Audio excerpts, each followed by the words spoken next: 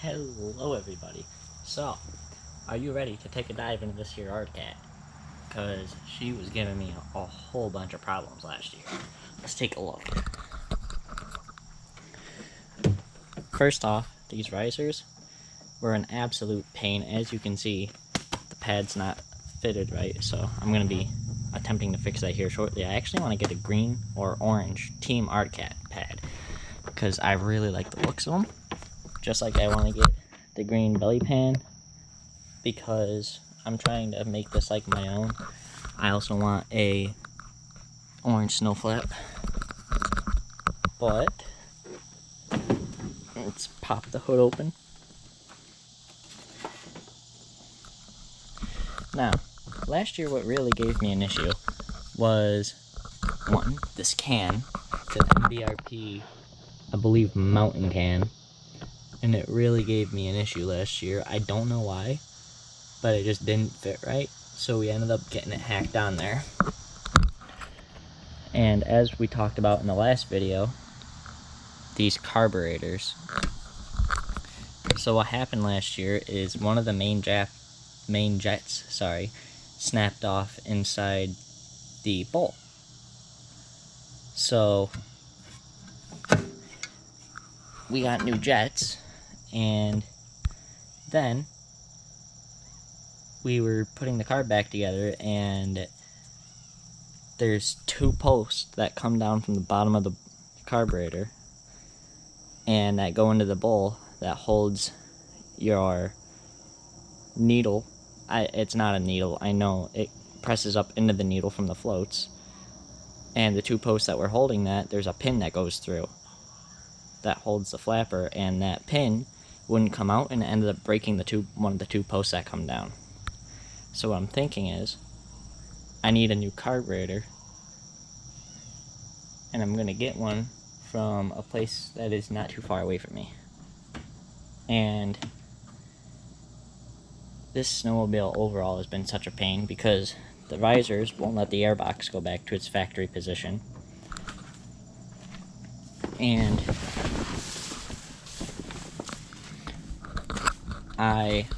when we got this out last year, I originally had that Wildcat. That was mine. And my dad offered to trade me for this. So obviously I did it because it's a nice sled, it has a clean sound, whatever. And it's all here, but we messed with this so much 2 to 3 years ago, trying to get it to run right, that I don't remember what all we did. Because here, I'm going to rehook the fuel shutoff up, and we got a new fuel pump because we thought the fuel pump was bad, and that's why it wasn't running right. And then I just this year asked my father if he ever cleaned the pilots or the needle and seat, and he said no. So I'm thinking that's what's wrong with it, because ever since then, yeah, the car broke, but it's been running a lot better. And vent, all these vents are almost brand new. We just painted them last year, threw them in. It was a pain trying to get them in. The vent there, I went to set the hood down, and if you can't tell by some of the orange paint flaking right here, it got sucked into my primary, and it bent it all out of shape and everything. So it's in the garage right now, which we will take an adventure to shortly. But this is going to be the primary focus for, I don't know, the next good while coming up. And it's a really good running sled, but it's finicky. So what I want to do now is I need a new speedometer, because I took the cable out, I spun it, it was spinning on both ends. Speedometer don't work. And I want to get also, as I talked about in the last video, the paint to paint the sides. And I'm going to need a new seat here soon, because as you can see, some of the threads are coming out of it. But this is like a brand new seat. It is perfect. Everything on this sled is almost brand new. I want to get a new centerpiece because it's faded. And honestly, that should be it, besides green inserts right here, which I don't even know what those are for. I think it's just for heat.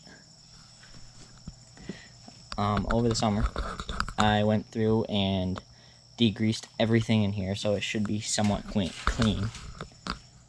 I'm just really hoping if we get any snow, because last year where I live we didn't really.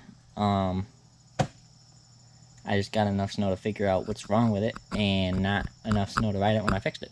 So, hoping we get more this year, and I'm hoping this thing is ready to at least drive out of here once we get it turned around, because the current job we got going on here, it is an absolute pain. So, before we take a deep dive into this, we'll take a look around,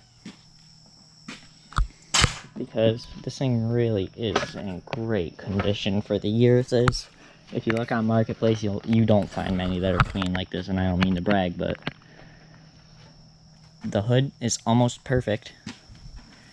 Just a little bit of wear and tear, and some of the graphics from sitting in the shed are a little bit scratched up, but it's better than nothing. The only thing that really annoys me is right here. The paint from the hood actually wore off, and we've got the green headlight tint, which looks really cool at night. You really ought to see that. And yeah, this rear bumper is brand new, though I don't dare lift up on it, because if anyone knows these old Arctic Cats, I say old, if anyone knows the ZR3 style Arctic Cats, you know that this rear bumper is basically useless. You pull up on it once and it breaks. This was actually really hard to find without it being broken. So, it is hot in here, you guys would not believe it. Quick overview. This thing's got almost 4,000 miles. If I can get it straight, you can see that. And then, I did not put 222 miles on it. Someone messed with that thing before and it's broke now. I will post a video, or maybe it's already on this channel. When you start it, it either starts on 1 cylinder and gets enough gas to go to 2 cylinders, or it's flooded and you need to hold it wide open, which is what tells me that that needle actuator arm, I think it's called, is getting stuck at certain points because of that pin that's kind of wedging it. So per se, it'll get stuck up here, which closes that needle, which doesn't give me any gas, which makes it runs horribly. Whereas it gets stuck down sometimes, so when I shut it off, all of that fuel just keeps dumping into the car, dumping into the motor. So, I think that's what's wrong with it. I really do believe it.